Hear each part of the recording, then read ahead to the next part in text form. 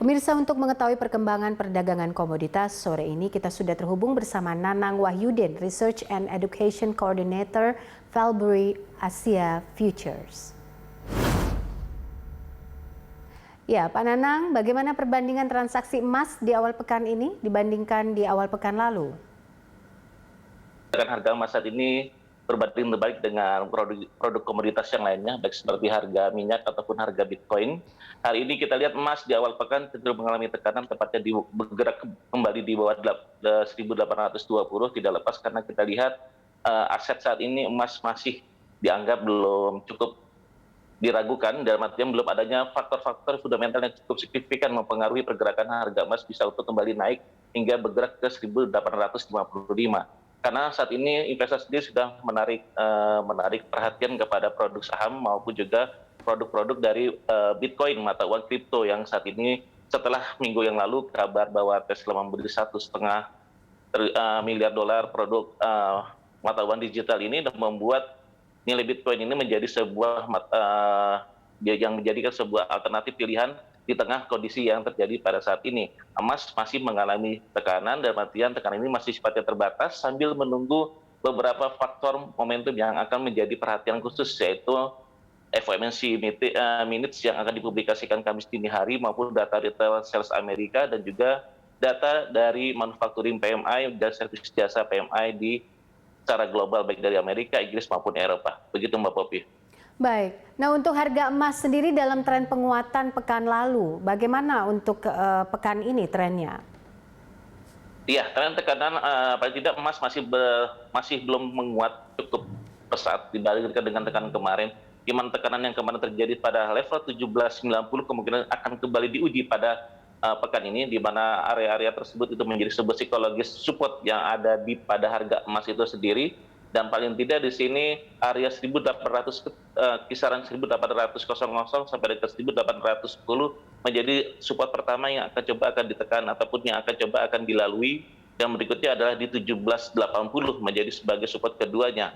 Dan perlu adanya sesuatu yang bisa menekan tersebut, yaitu bila mana ketidakpastian mengenai stimulus jumbo dari Joe Biden, yaitu 1,9 triliun dolar itu belum terrealisasi, sehingga pergerakan harga emas sendiri itu masih akan cenderung mengalami tekanan. Begitu Mbak Popi.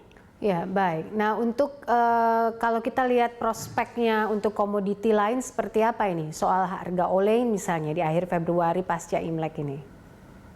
Baik, kita lihat pergerakan oleh di akhir Januari kemarin mengalami tekanan. Kita lihat dari pengaruh, juga kita lihat dari pergerakan harga dari ekspor dari Malaysia sendiri mengalami tekanan, dan pergerakan di pasca Imlek sendiri kita melihat potensi-potensi yang ada, baik dari pergerakan harga minyak dunia yang kembali mencapai level tertingginya hari ini, yaitu $60, dan mungkin itu menjadi sebuah doping ataupun sebagai upaya pergerakan harga CPO kembali bergerak di kisaran 3.600 untuk CPO-nya sendiri. Dan tidak lepas juga proyeksi dari kembali meningkatnya ekspor itu menjadi sebuah gambaran awal bahwa pergerakan CPO maupun olin sendiri kemungkinan akan tergerek dari penguatan harga minyak dunia.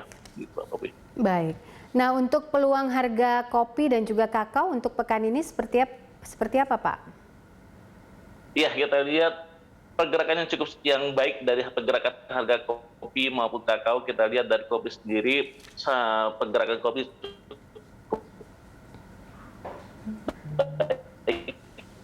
dan hari ini masih berpotensi untuk konsumsi dari harga masih terus meningkat, produksi juga terus meningkat. Begitu dengan coklat sendiri, kakao sendiri, ini paling tidak di sini menjadi gambaran awal bahwa dari faktor eksternal sendiri, permintaan dari harga kopi ataupun dari produk biji kopi maupun biji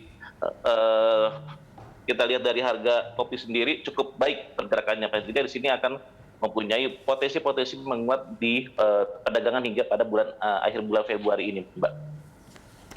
Ya, lalu apa rekomendasi Anda untuk pelaku pasar untuk komoditas di Februari ini?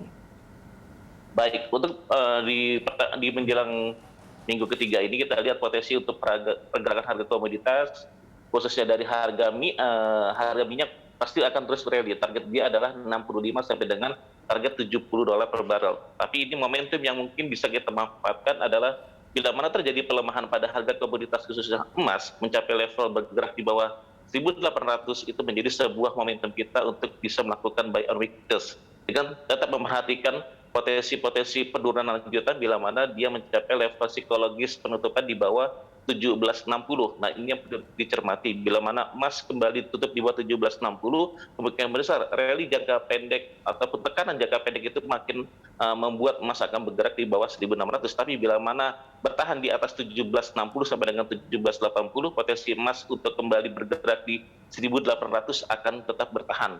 Waspadai juga dan cermati juga bila mana rilis stimulus sudah dipublikasikan dengan pasti dan kemungkinan besar akan mendongkrak harga emas sendiri untuk bergerak kembali di atas 1.900. Begitu Mbak Popi. Baik, terima kasih Pak Nanang untuk analisa dan juga informasinya. Analis Nanang Sama-sama. Wahyudin, Research and Education Coordinator Valbury Asia Futures.